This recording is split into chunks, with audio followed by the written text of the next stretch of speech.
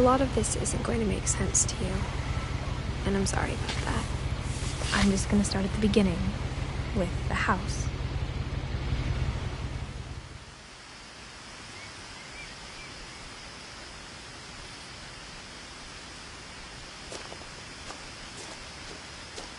My brother Milton disappeared when I was 4. It was like the house just swallowed him up.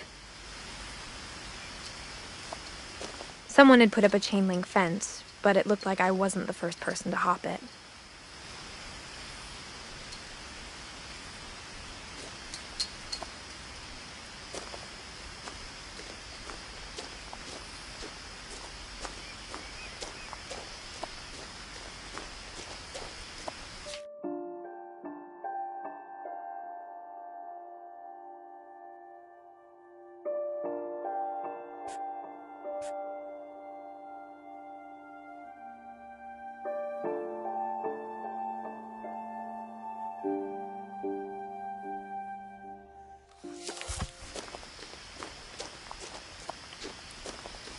I lived here until I was 11, but I wasn't allowed inside half the rooms.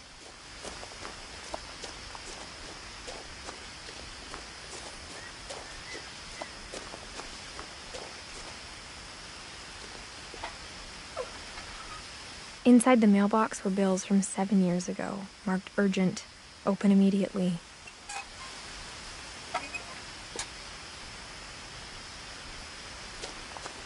I hadn't been back since my brother Lewis's funeral.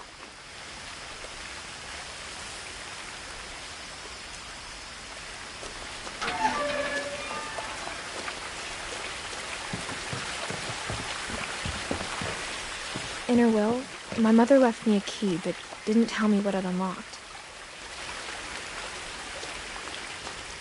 Maybe she thought I'd know.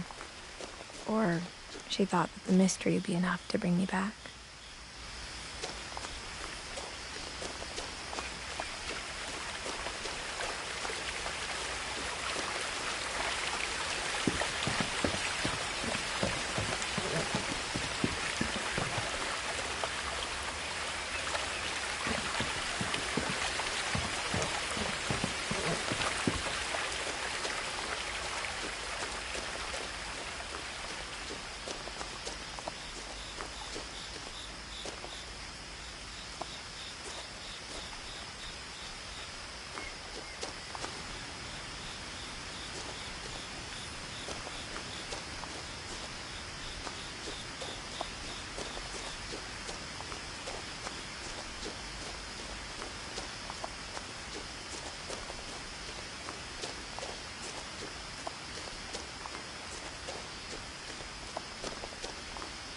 No one had driven this way in a long time, but I saw a few hoof prints.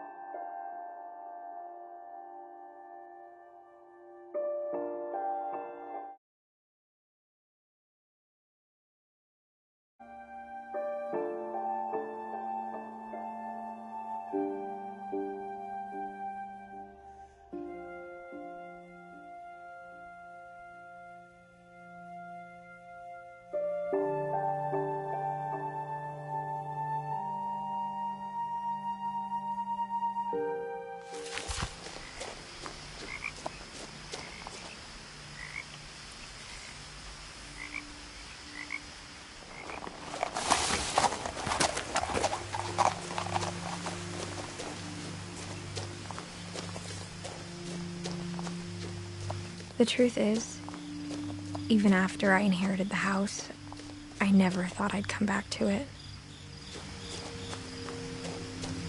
But now I had questions about my family that only the house knew the answers to.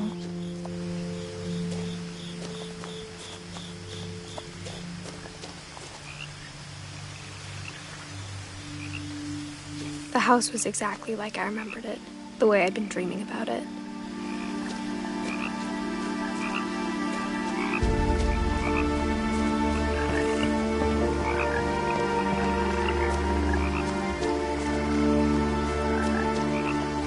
As a child, the house made me uncomfortable in a way I couldn't put into words. Now, as a 17-year-old, I knew exactly what those words were. I was afraid of the house.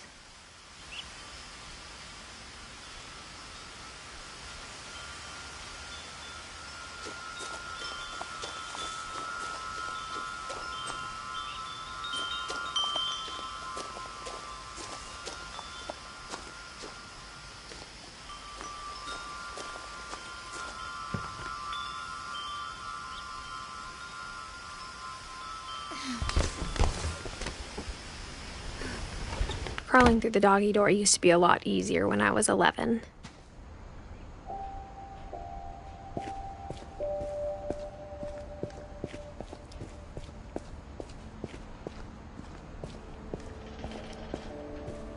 For the first time in years, I felt like I was home.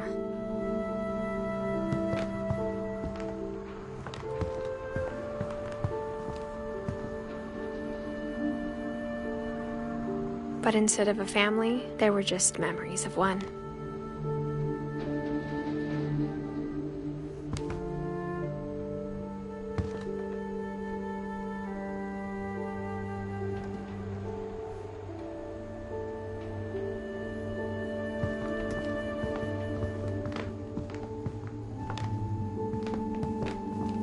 Nothing in the house looked abnormal.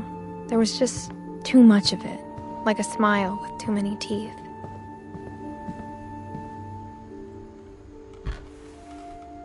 Edie told me once that every Finch who ever lived is buried somewhere in the library.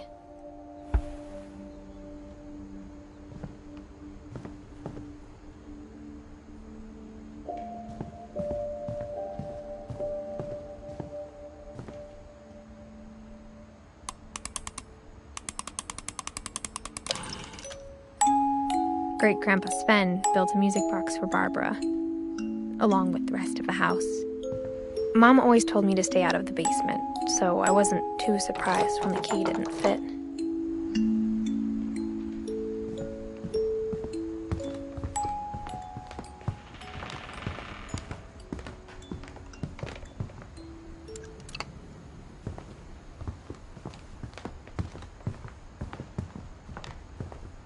The table was still a wreck from the night we left. It was like a bomb had gone off, killing everyone but sparing the furniture.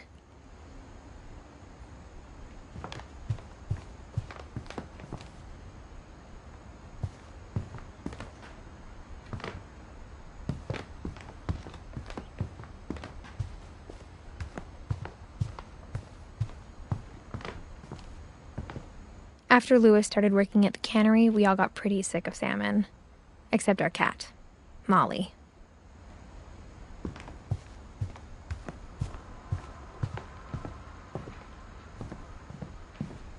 A lot of things got left behind in the whirlwind of that last night.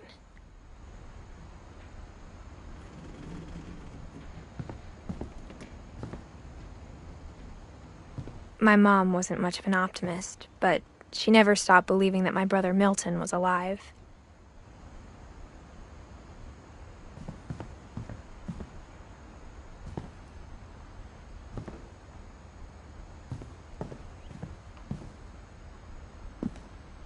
After Milton disappeared, Mom sealed up all the bedrooms.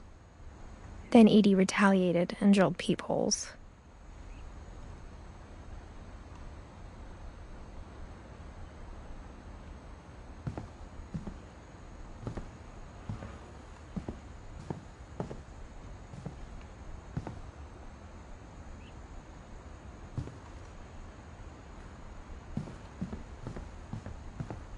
I spent a lot of time playing in Great Uncle Walter's room. I think my mom sometimes regretted not sealing it up. Louis told me there were secret passages, but I never believed him.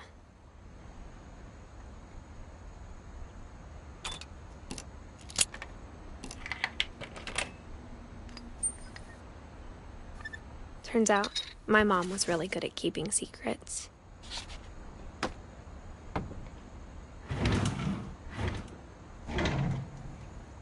Now it was time to find out what my mom had been afraid of.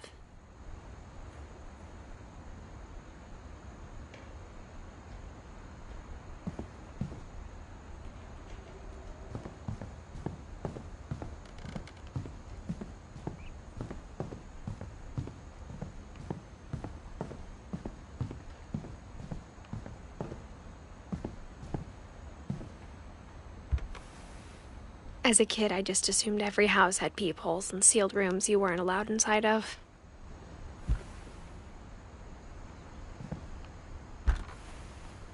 My Grandpa Sam spent 7 years sharing a room with his dead brother, Calvin.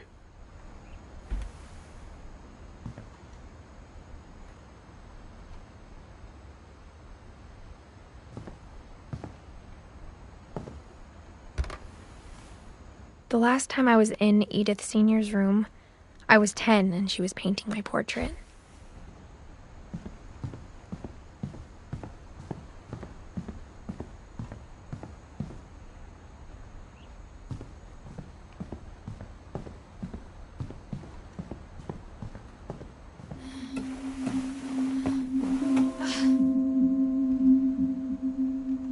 From the paintings on the wall, it was clear my brother Milton had been here before me.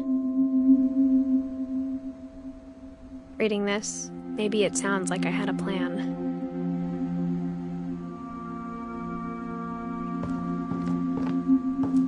But I had no idea what was behind that door.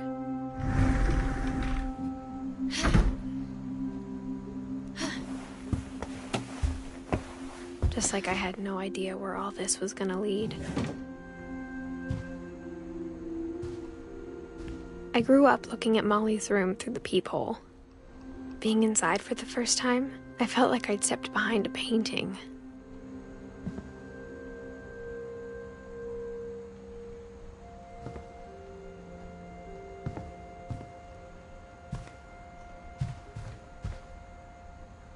Molly's gerbil had a tiny bedroom with its own even tinier gerbil cage.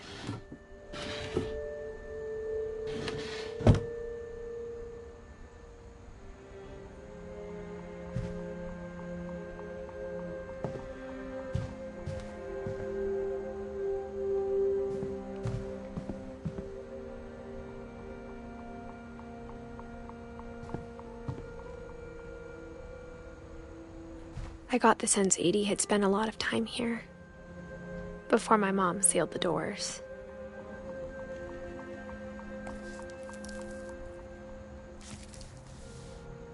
December 13th, 1947.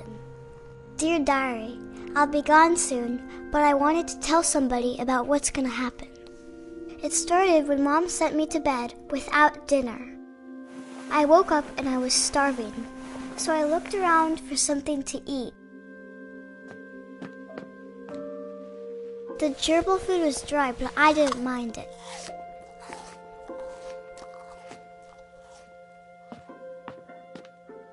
My Halloween candy was all gone.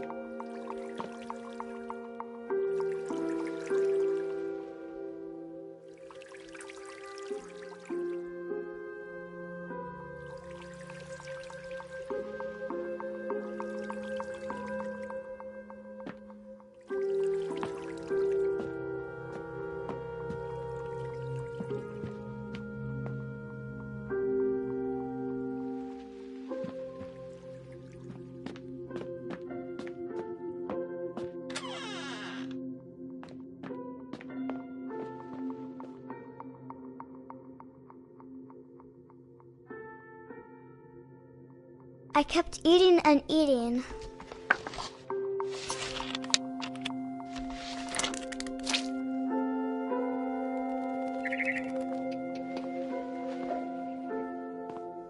Then I heard chirping outside my window.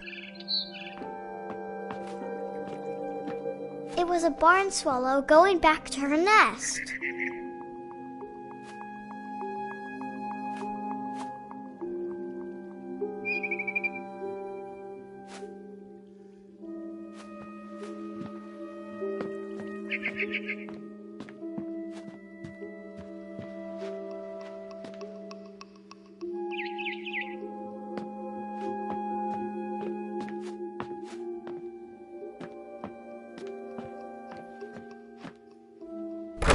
Mom, can I come out now? It's late. Go to sleep.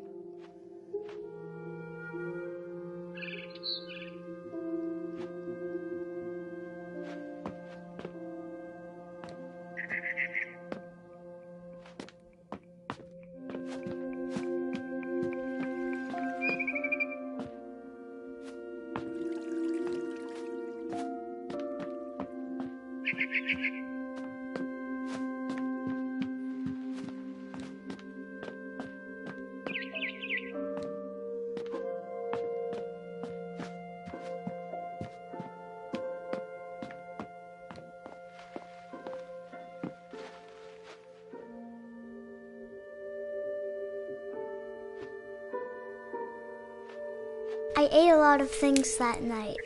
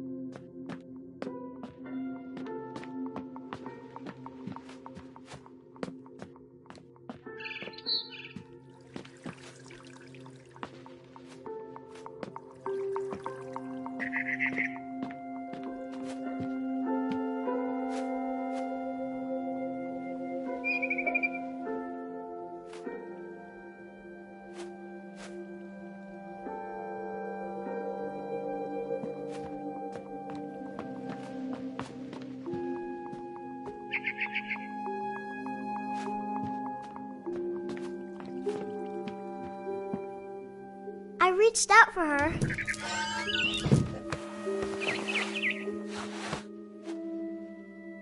And suddenly,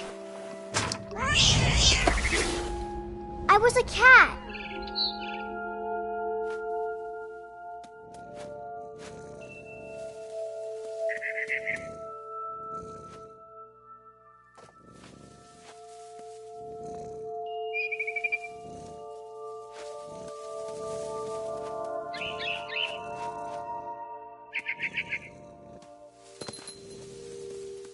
I tried to be quiet, but the bird was really scared.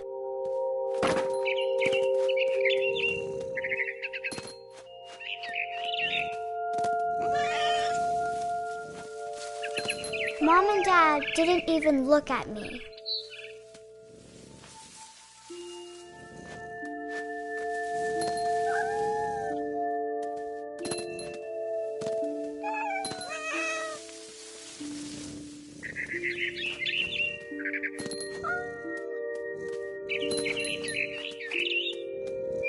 I jumped and I almost got her.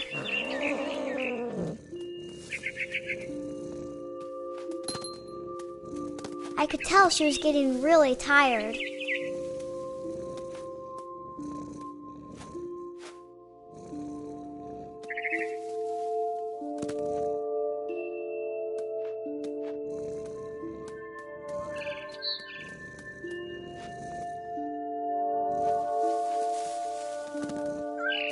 Now I was up in the big tree. I promised Dad I wouldn't climb it anymore.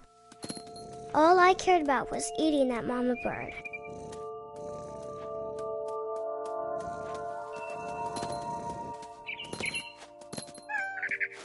I gobbled her up.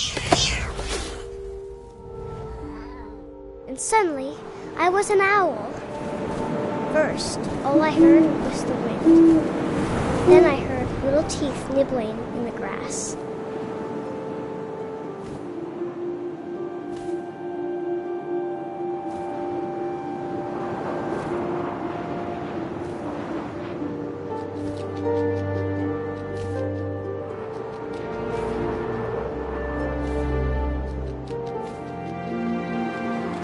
Rabbits.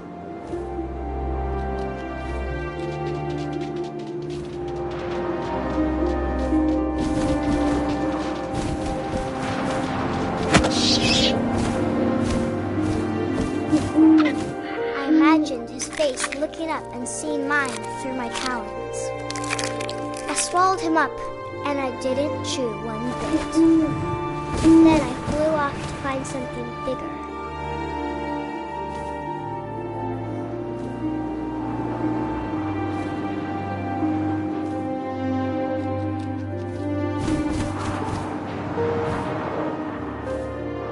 A mama rabbit.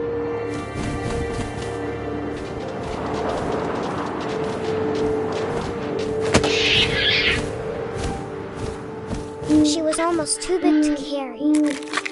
I started choking, but I couldn't stop eating. And suddenly, I was a shark.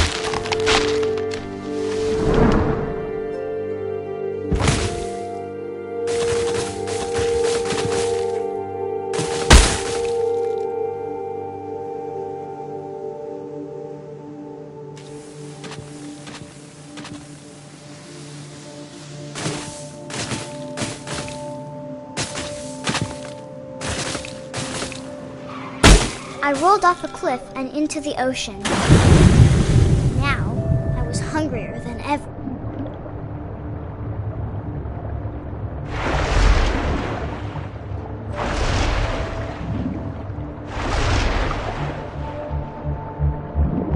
I wanted fat, juicy seals.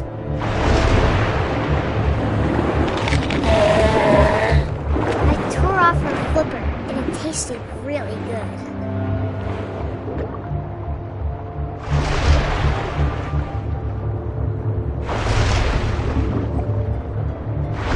Grabbed on tight. When I was so hungry, I jumped out of the water. When I opened my eyes, everything had changed.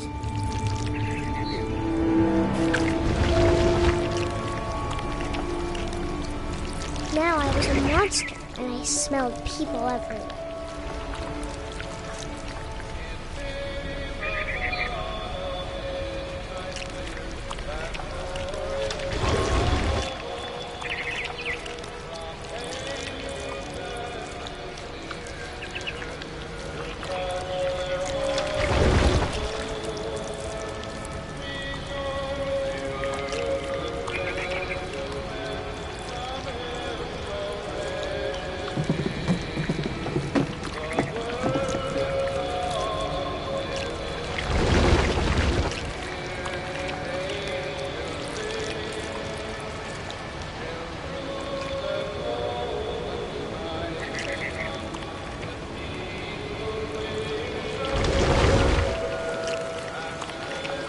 I was big, but I moved real quiet.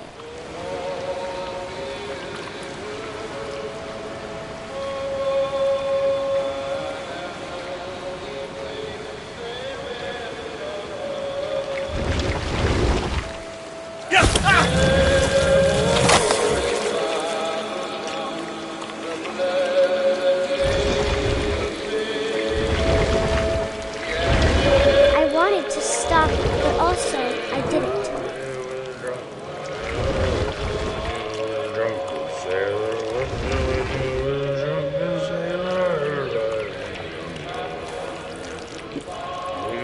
Belly was rusty. His belly was rusty. His belly was rusty razor.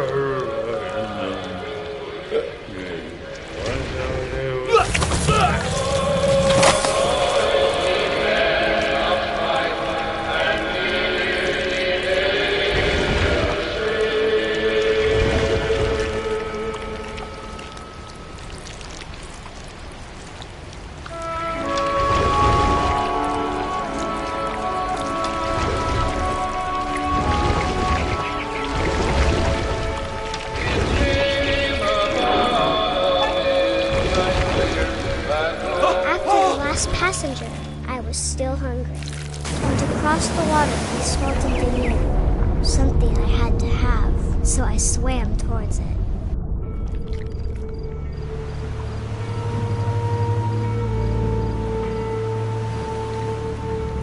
I slithered onto the sand, and the good smell went into an old pipe.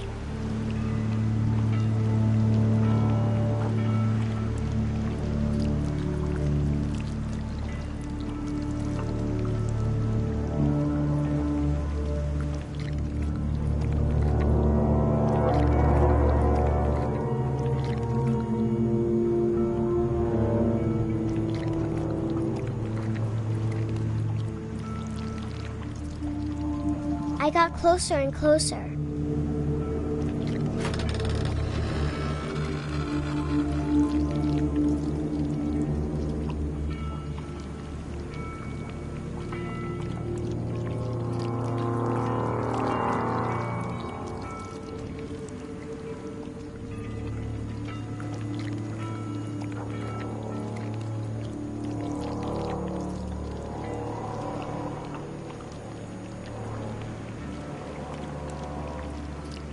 All of my stomach started growling.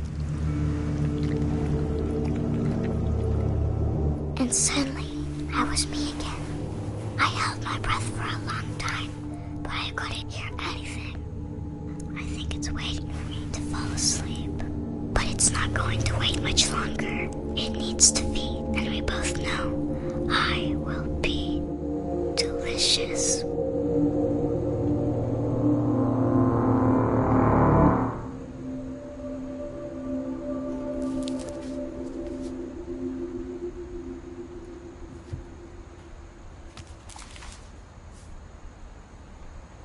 I'm not sure if I believed all of that, but I'm sure Edie would have.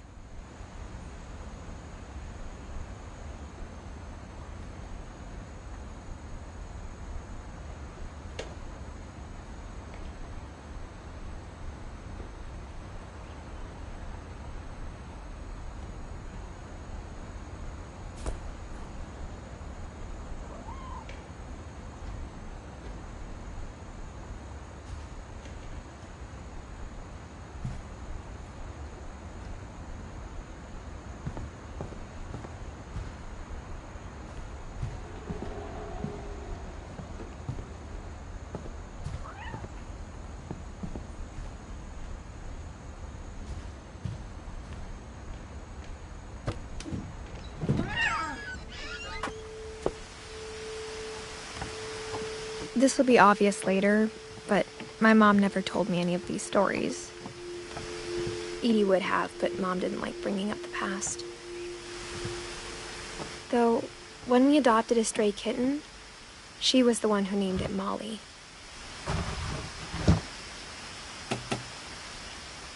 I spent a lot of time in Great-Grandma Edie's room. We got along, and it was a good place to hide from my mom. When Edie told people Sven was killed by a dragon, she could also have said he was building a dragon-shaped slide that collapsed. She could have, but she didn't.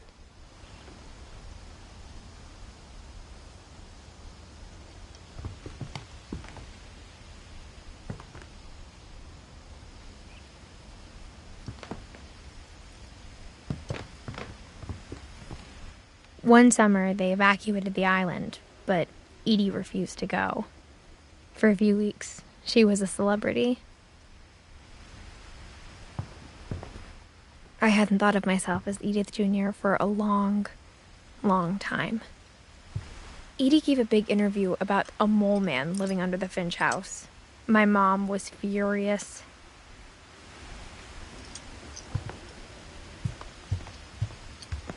Louis died a week before we left, but Edie had already started to memorialize him.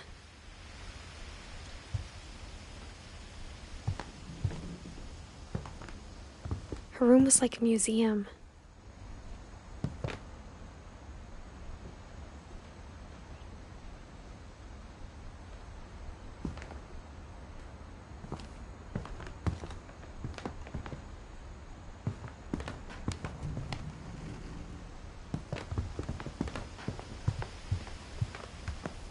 Even in her 90s, sometimes Edie seemed a lot younger than my mother.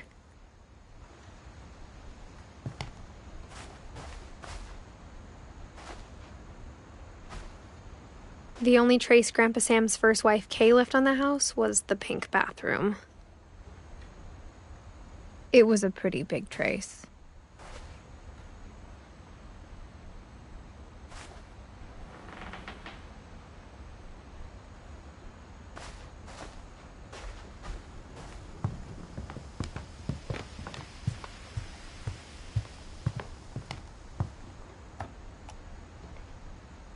For 500 years, the Finches have been famous throughout Norway for their fortune and misfortune. Odin Finch buries the latest victims of the family curse, his wife Ingeborg and their newborn son, Johan. On January 7th, 1937, he set sail with his family and his house, hoping to leave the curse behind.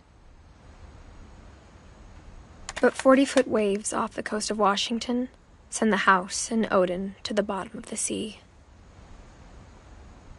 Odin's daughter Edie, with husband Sven and baby Molly, step ashore on their new home, Orcas Island.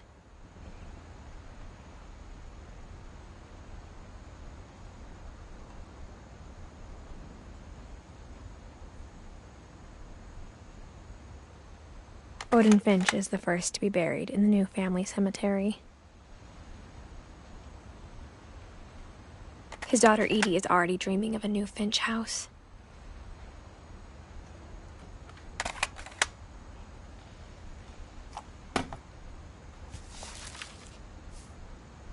Whatever's wrong with this family, it goes back a long ways.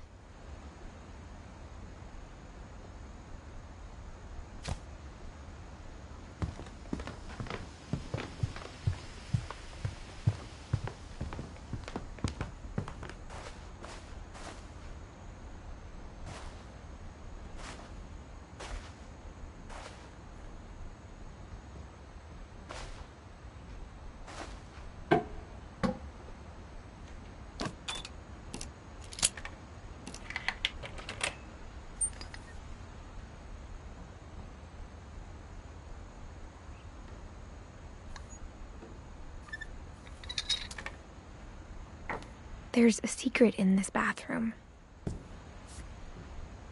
It's in the last place you would look. It isn't in the cupboard.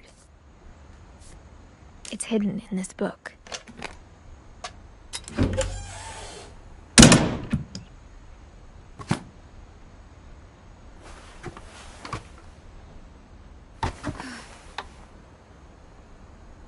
Sven gave Sam an old camera he'd refurbished.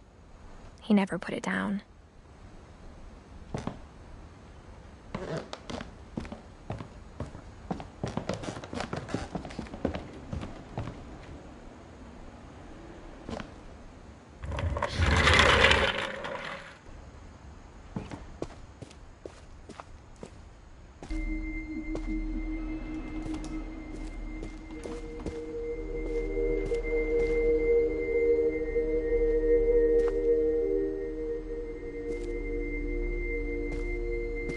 I knew Grandpa Sam had a twin,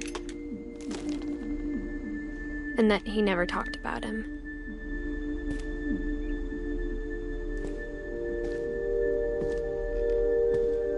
I guess my grandpa didn't like history any more than my mom did.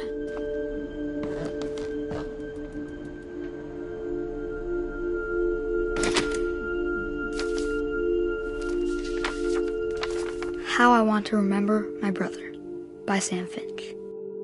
The thing I remember is that when he made up his mind, that was it.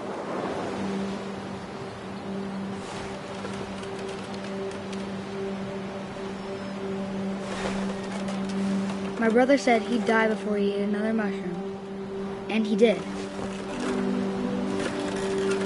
At Barbara's funeral, we swore we'd never be afraid again, and he wasn't.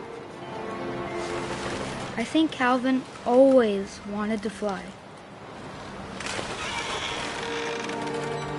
Sam, Calvin, dinner's ready. Coming. But that day, he finally made up his mind to do it.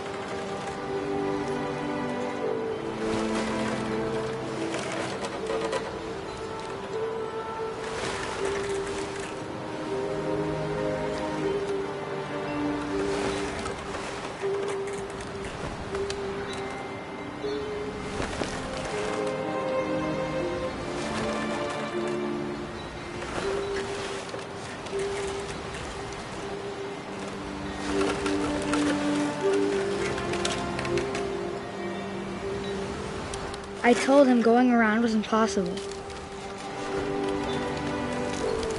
Maybe if I hadn't said that,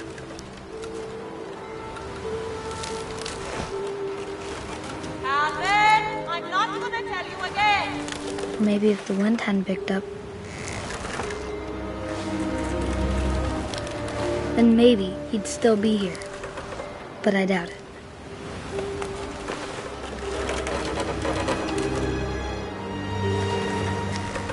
I think he'd already made up his mind.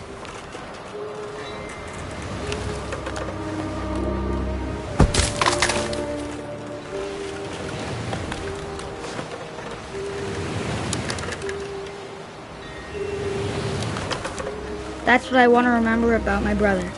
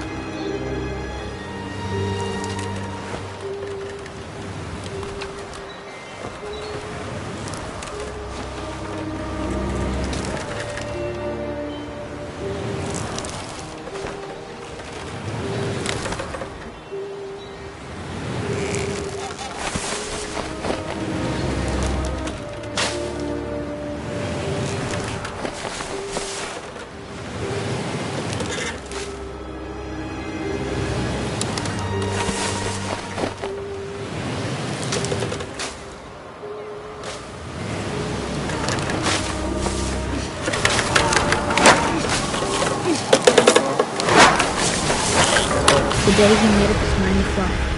And he did.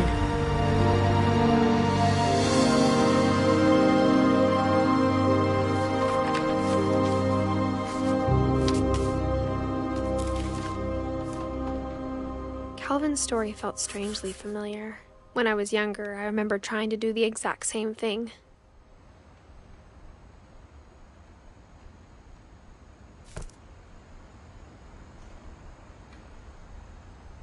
After the funeral, Edie roped off Calvin's half of the room.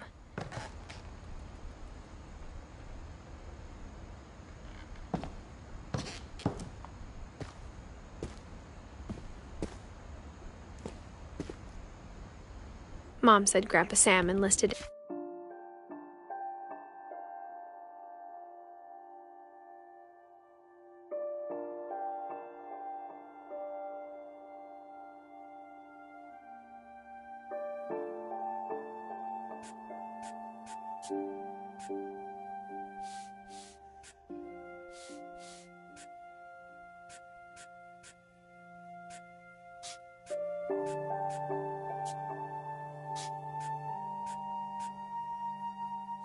At 18 and never set foot in the room again.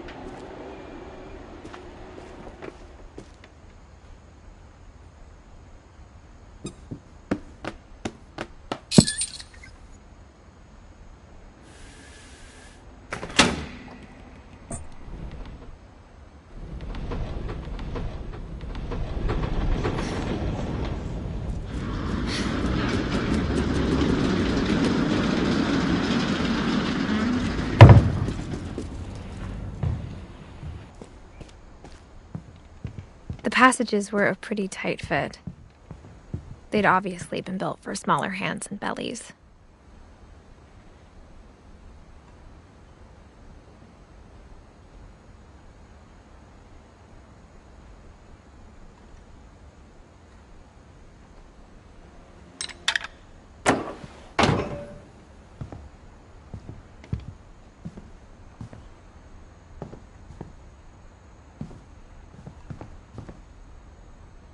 Whenever people ask me about my family, the first thing they always want to know about is Barbara.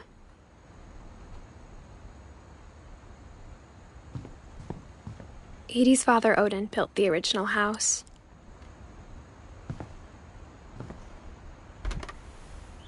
Barbara was a child star for 2 years, until America grew out of it.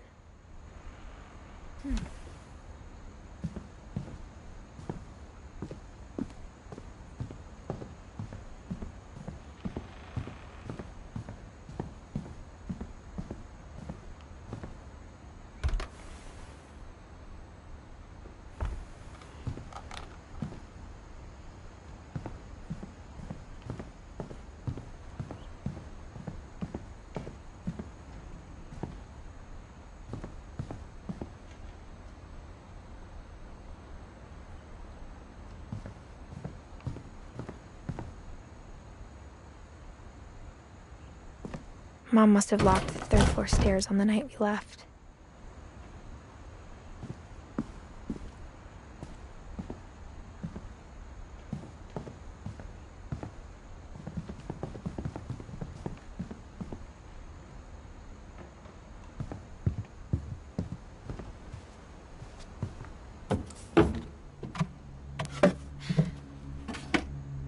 Growing up, I always thought of Barbara as a child star.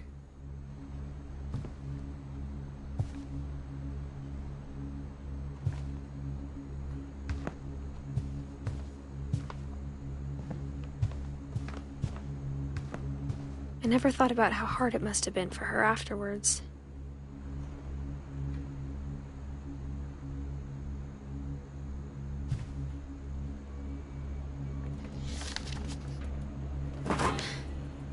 Of all the stories people wrote about Barbara's death, I'm surprised Edie saved this one.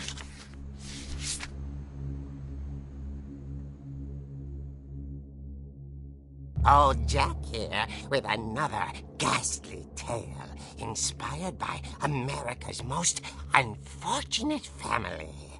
I'm calling it The Surprise Ending of Barbara Finch. As a child star, Barbara was famous for her scream. Now at 16, she was all washed up. A has-been. But in a lucky break, she'd been asked to perform her signature scream at a local convention for monster movie fans. It was just the boost her career needed. Unfortunately, her scream hadn't aged well. Getting better. I think you just need the right motivation. Her biggest fan and current boyfriend, Rick, was about to demonstrate when... Now that was a great scream. It was Barbara's father, Sven. He'd slipped into a table saw and had to be rushed to the emergency room. So Barbara got stuck babysitting her youngest brother, Walter. Her convention comeback was cancelled. Okay, I'm hearing frustration, but I'm not hearing terror. What if I tried... A gang of hoodlums in Halloween masks have been terrorizing Orcas Island tonight. Police are urging residents to... That came from the basement. You're right! Also, I loved your delivery on that. Why is your basement door locked? Because my dad likes making puzzles and secret passages. There's a key hidden in the music box. The secret is to keep winding and winding until finally the key pops out. Thanks, babe. I'll be back in a sec. 20 minutes later, Rick hadn't returned. So Barbara went to look for him, right on cue. She reached for the music box.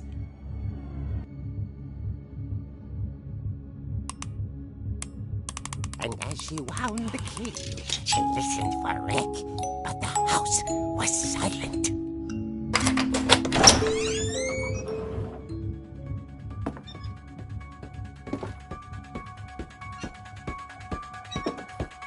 She found Rick's crutch and imagined the worst.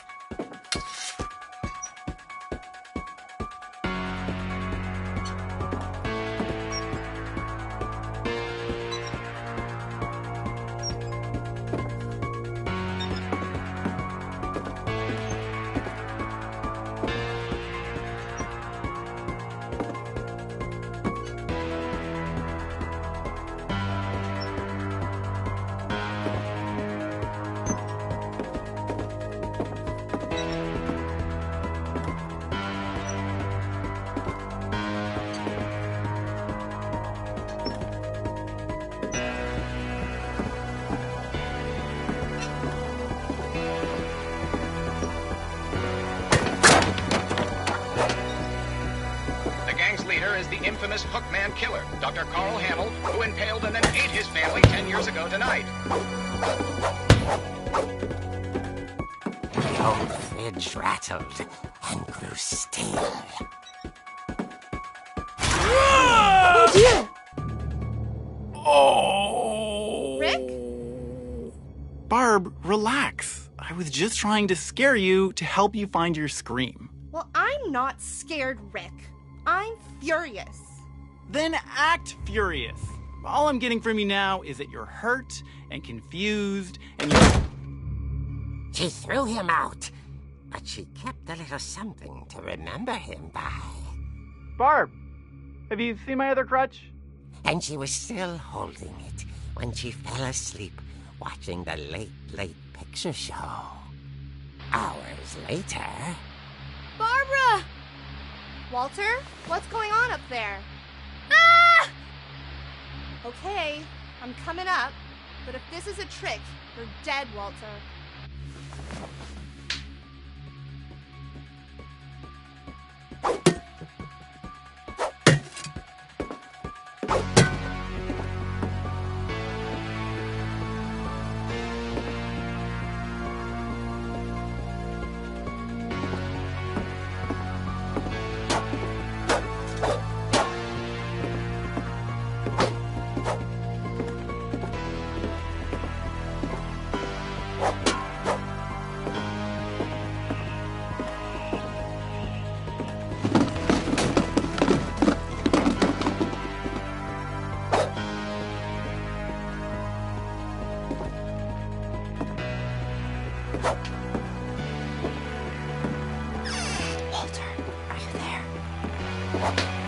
Walter vanished, but his bedside radio was still on.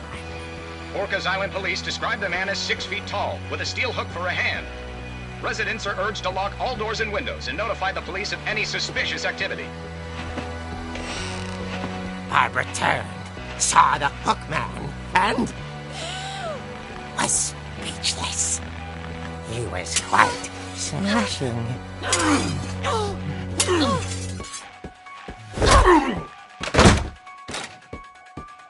And crying he was. He couldn't get enough of Barbara. Okay, Barbara, there's got to be another way out of here.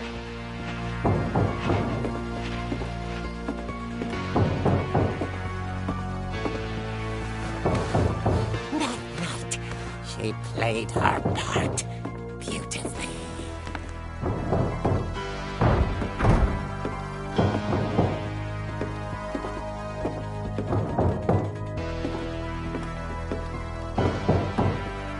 She thought about abandoning Walter, but just couldn't do it.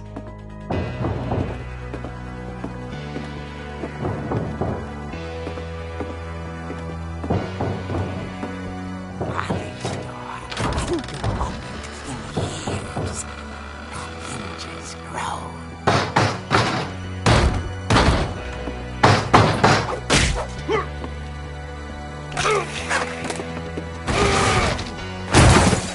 wasn't moving, but she sensed the story might not be over yet.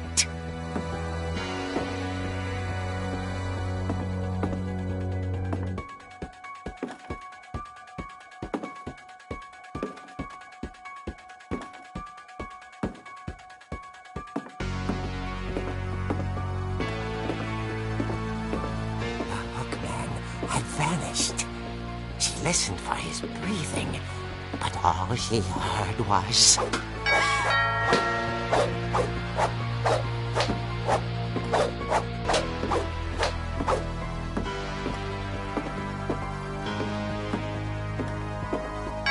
else.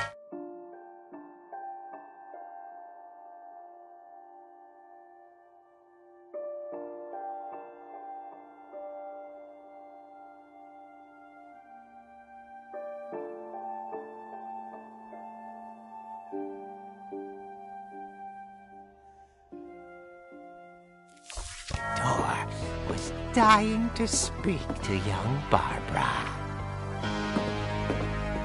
At the door, she heard whispering.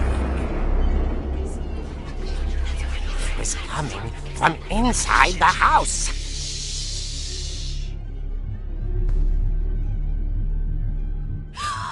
Oh dear.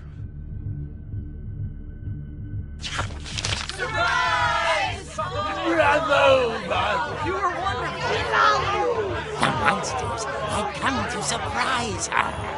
For Barbara, it was a dream come true. Then she saw what kind of monsters they were, and she realized what was about to happen. She was going to be famous. And with her final breath, Barbara Finch gave the performance of her life.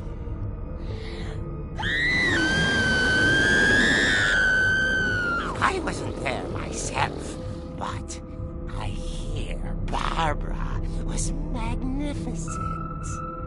Poor girl. She had a taste for stardom. But unfortunately, so did her fans.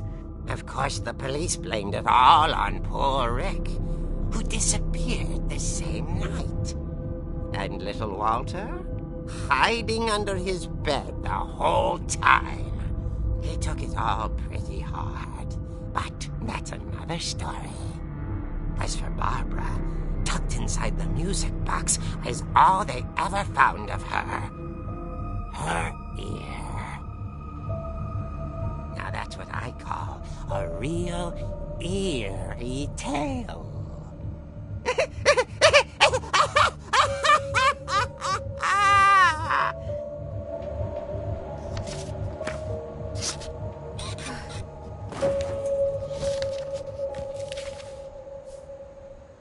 Edie told me all Barbara wanted was to be remembered, as absurd as that comic was. Maybe what Edie saw was a happy ending.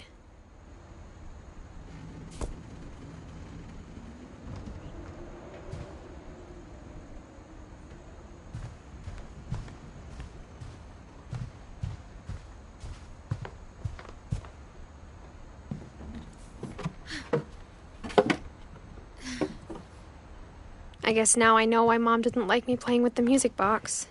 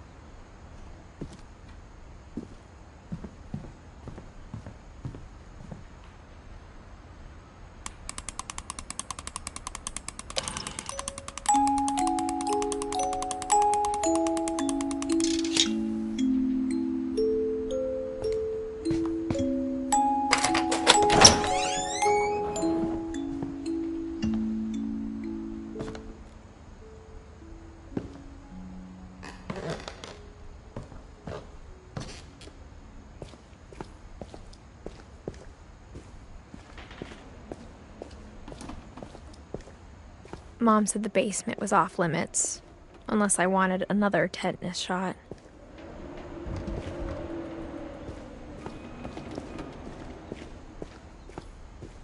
I saw Edie sneak down to the basement once, carrying packages. I thought maybe she was hiding presents.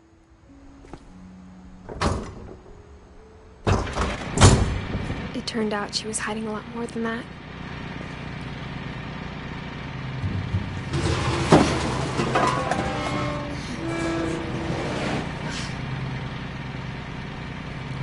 I remember asking Mom once about where Walter had gone. She said after Barbara died, he got as far away as he could.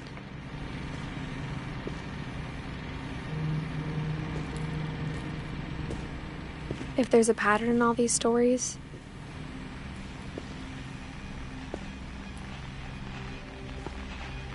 I think it's that none of us has gotten very far.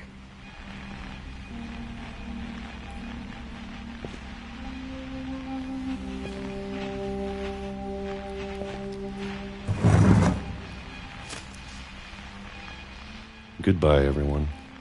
I can't believe I've been down here for 30 years. On that first day, after the shaking started, I didn't think I'd survive a week.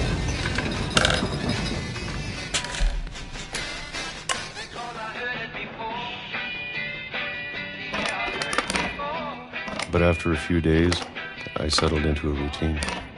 That's what kept me sane. Having a schedule, living for today. I always expected to be dead tomorrow. But if you wait long enough, you get used to anything.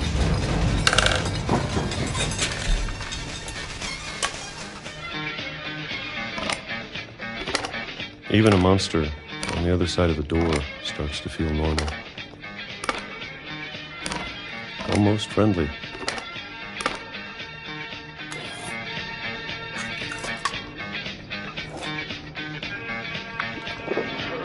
And then one day, everything just stopped. Whatever that thing was, it was gone. Maybe it got tired of waiting. Or maybe I just got tired of being afraid.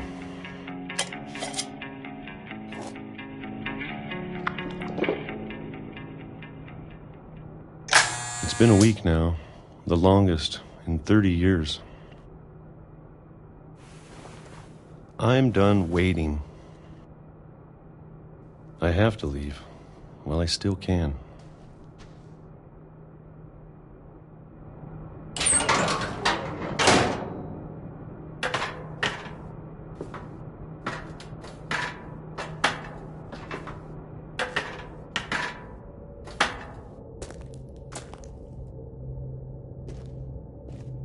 I know it's out there somewhere. Whatever killed Barbara.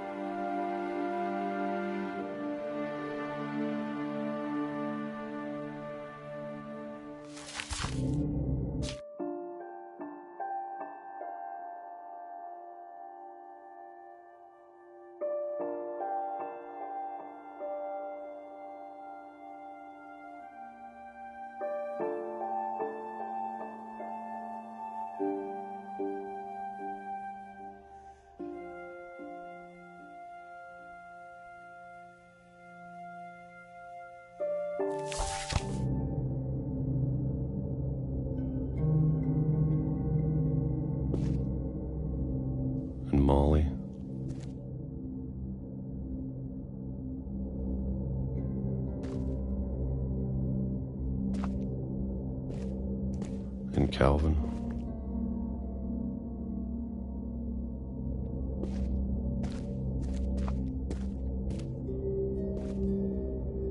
Maybe this is all a mistake. But I need to stop living the same day, even if it kills me.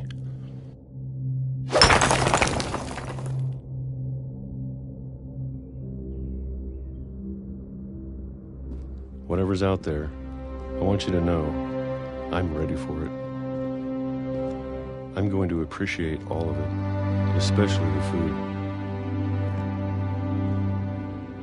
I don't mind if I only have a year left, or a month, or a single week. I'd be happy with one new day. I can already imagine the sun on my face.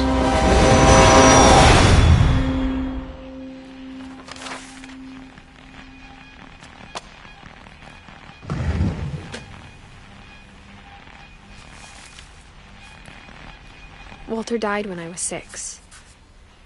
I can't believe my mom never told me he was down here.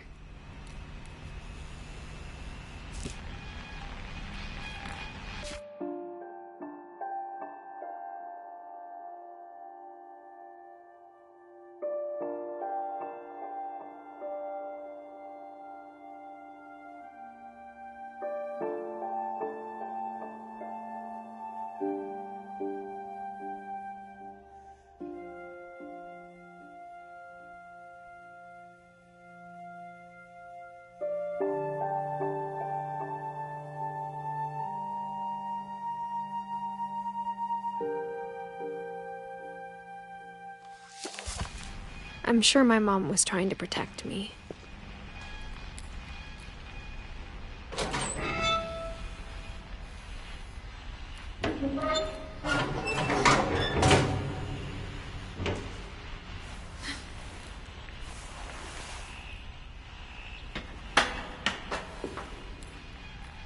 Maybe she was afraid I'd end up like Walter. But if she never told me about an uncle under the house, I can only imagine what else she was hiding. I don't want to make the same mistakes she made.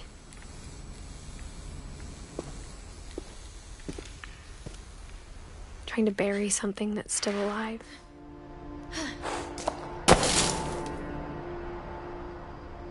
Now that there's only one of us left, or maybe 2, I thought it was time I heard the stories for myself and found out what happened to everyone else. But now I'm worried the stories themselves might be the problem. Maybe we believed so much in a family curse, we made it real.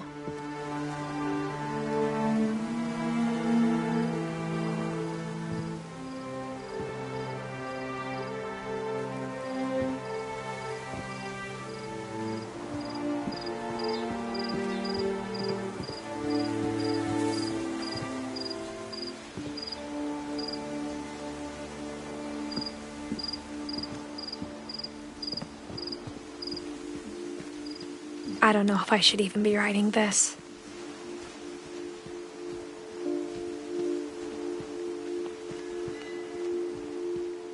Maybe it'd be better if all this just died with me.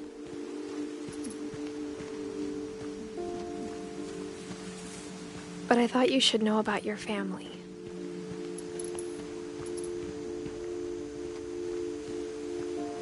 And the history you're a part of.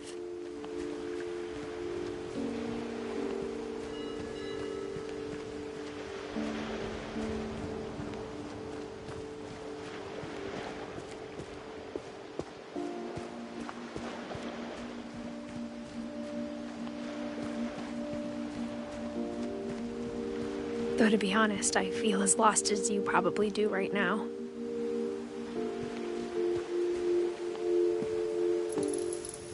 I think the people in these stories believed them, for what that's worth.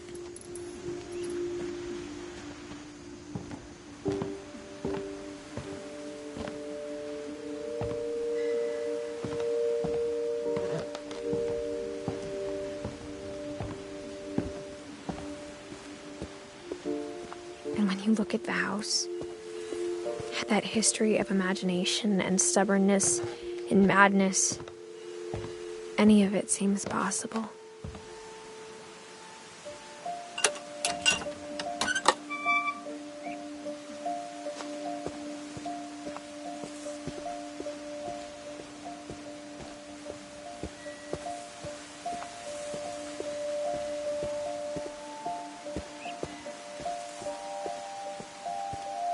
I think we've been surrounded by death for so long, we've just gotten used to it. What kind of family finishes building a cemetery before starting the house?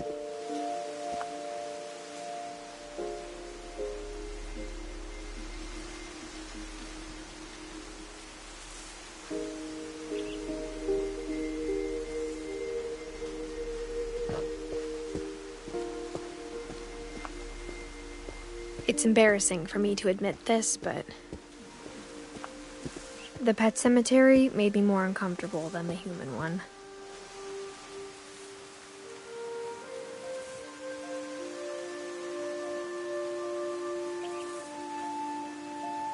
Three of the gerbils were mine, and 2 had been my fault.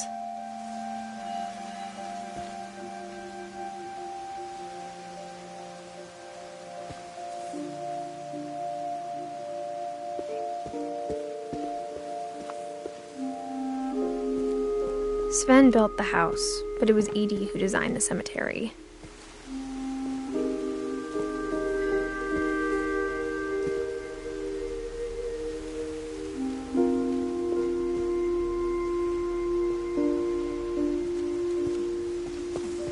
I'm sure Odin's monument had been Edie's idea. My mom was always trying to move on, but for Edie, the past never went away. She could see it poking out of the water at low tide.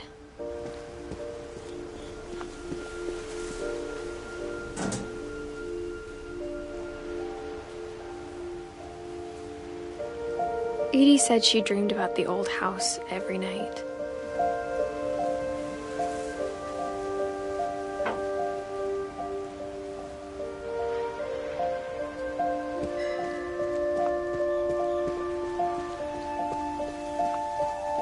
Edie's side was always easier for me to understand. But the older I get, the more I can see where my mom was coming from. Her dad had been pretty strict, but it wasn't enough to save her brothers. She was just trying to do better.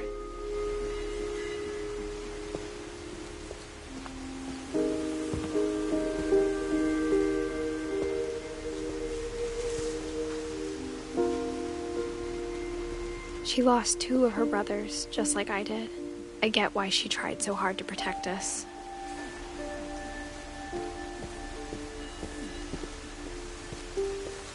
There's so many things I wish I could ask my mom now. Part of me thinks this is what she wanted all along. For me to come back someday and find everything out for myself.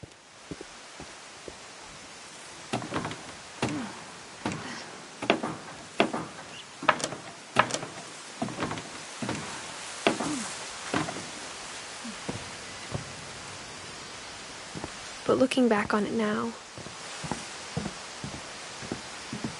if she told me there was going to be so much climbing, I never would have come when I was 22 weeks pregnant.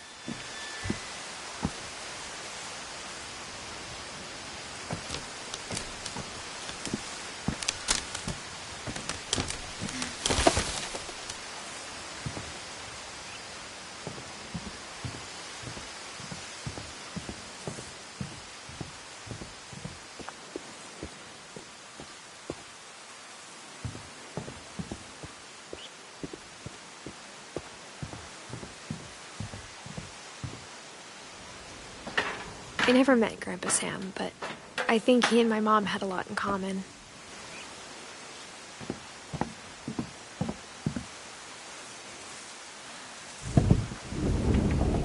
They were both pretty intense. Instead of hiding from death, Sam seemed to go out of his way to meet it.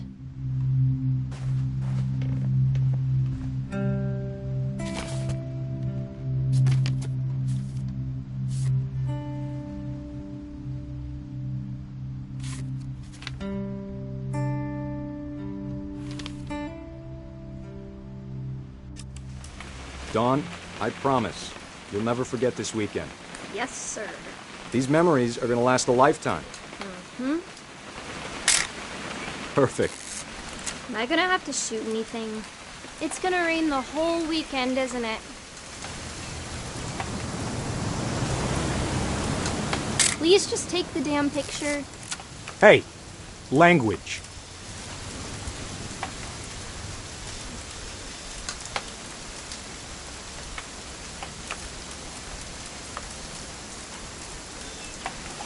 Did you want to get a picture of me or what?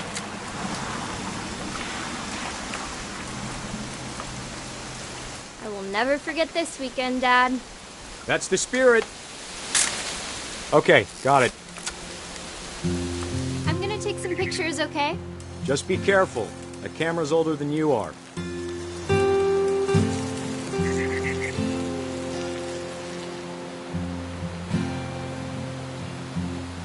Definitely should not have drunk all that coffee. Hey! That's a keeper. I'm just saying, I'm not always gonna be here, Don. You'll need to remember this stuff, if you want to survive. I'll be fine, Dad. You know who else thought he was gonna be fine? Some guy who died. Don, I'm being serious. I know, Dad. You're always serious. Doesn't being out here make you want to chill out? Well, to tell you the truth, I haven't been out here in 20 years.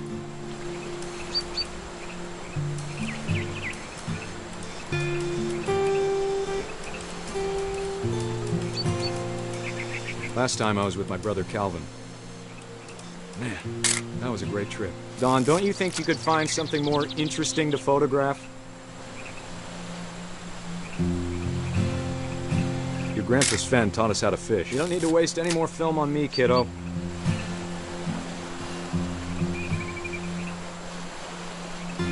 We found an old logging trail. There were deer everywhere.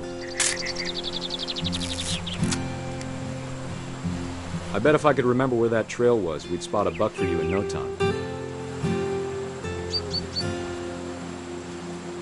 Give me a minute to check the map.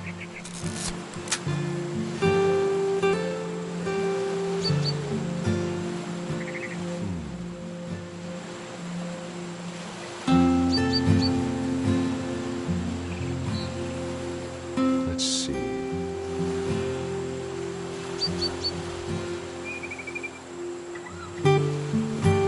Maybe.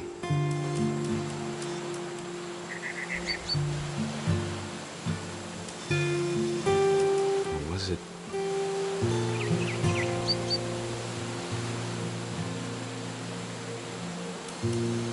Could have been. Dad! Good eyes, Don.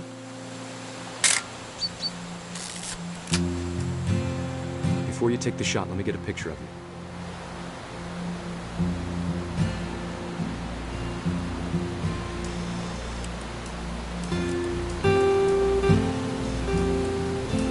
Dad, I... Let me get behind you. Do I have to do this? Don, you don't have to do anything. But if you want to survive, you need to be strong. Great shot, Don!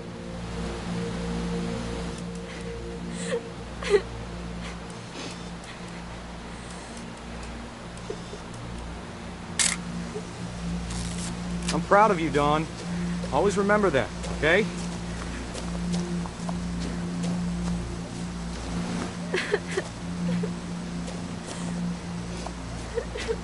Dad, it's twitching. I think That's it's totally normal, Don. Just focus on the camera. Try not to think about... Dad!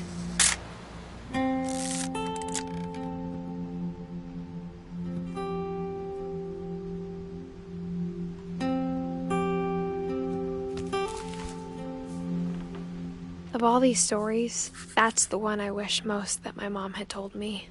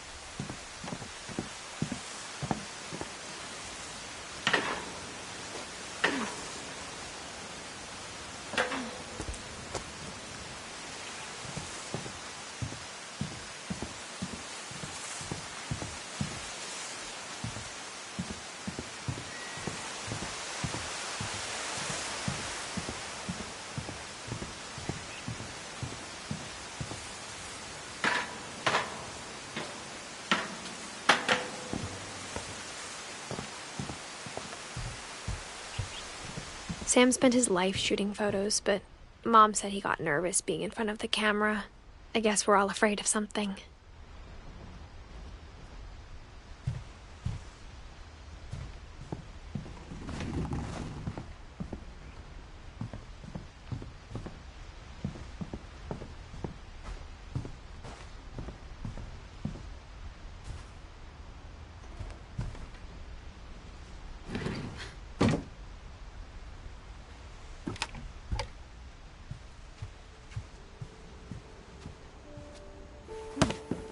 After Sam died, my mom and Edie got really close. They'd both lost a lot.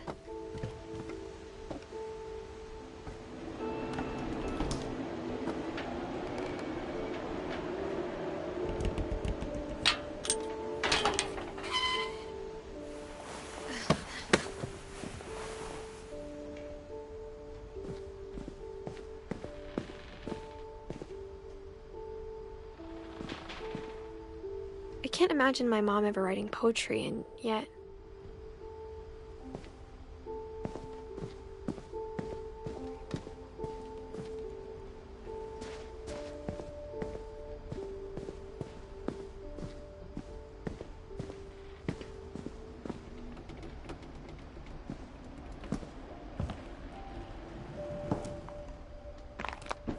My mom moved up to the loft after her brothers died. At the time, it was as far away as she could get.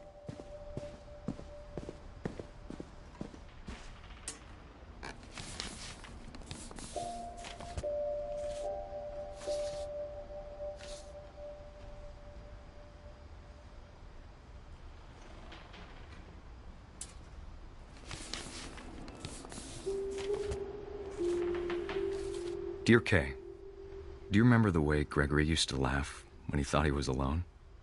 Like something funny was happening, but only he could see it.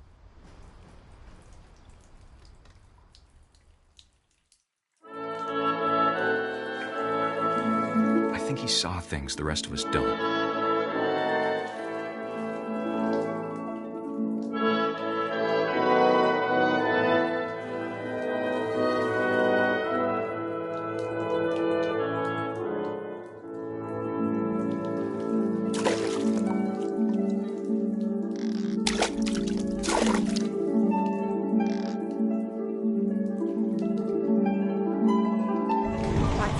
Gregory, it's time to...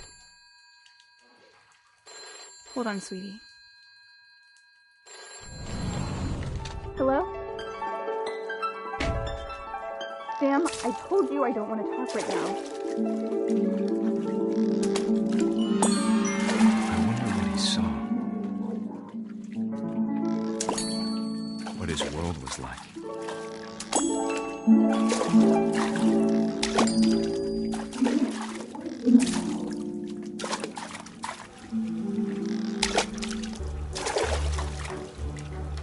He reminded me so much of Calvin. Lost in his imagination. Whatever it was he saw.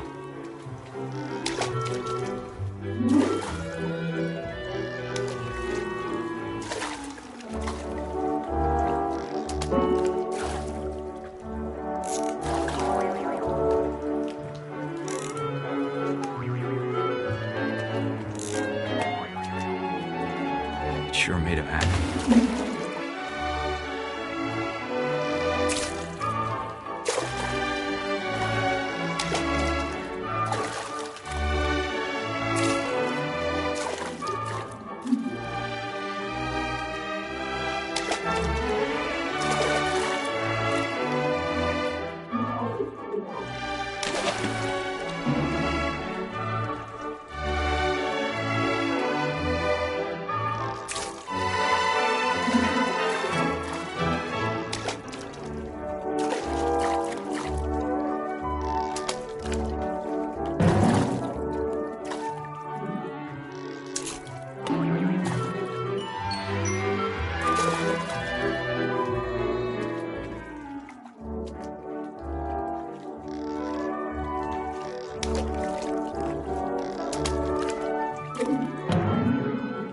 how silly it sounds.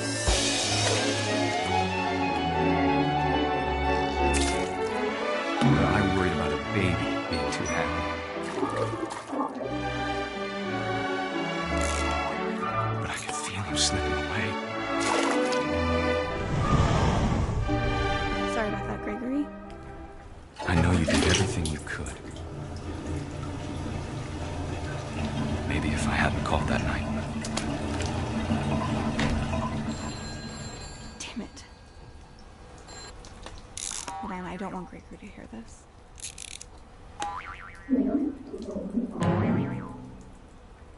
I wish you could have told us about the world we saw.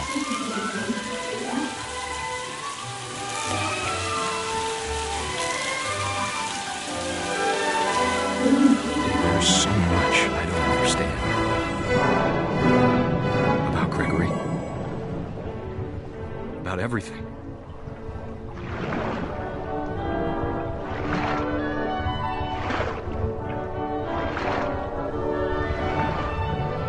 But I know what happened wasn't your fault.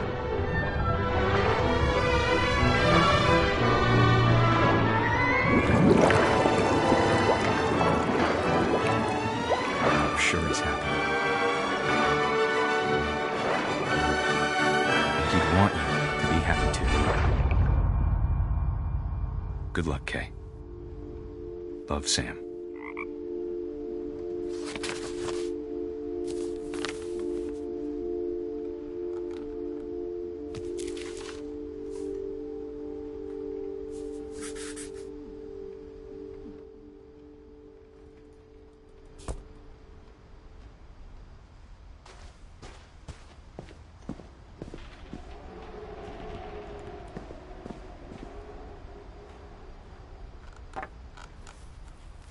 A poem for Gus, who always said the wedding was a bad idea.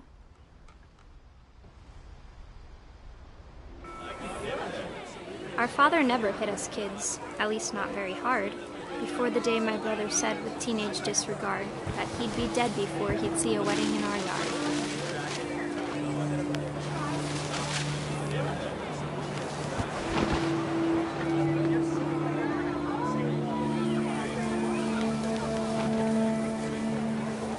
My father made him come, of course, but Gus stood far apart, just flew his kite and bottled up the storm inside his heart.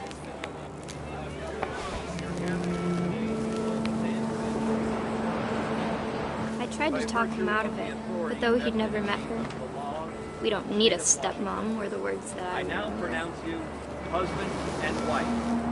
You may kiss the bride.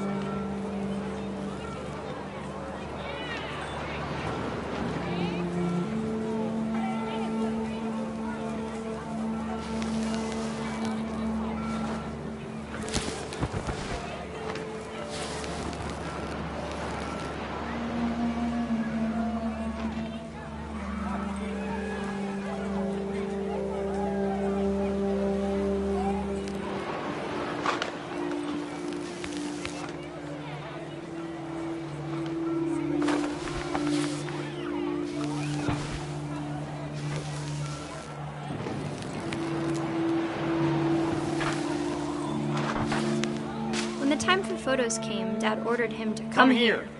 But Gus declined, and as a sign held up his middle finger.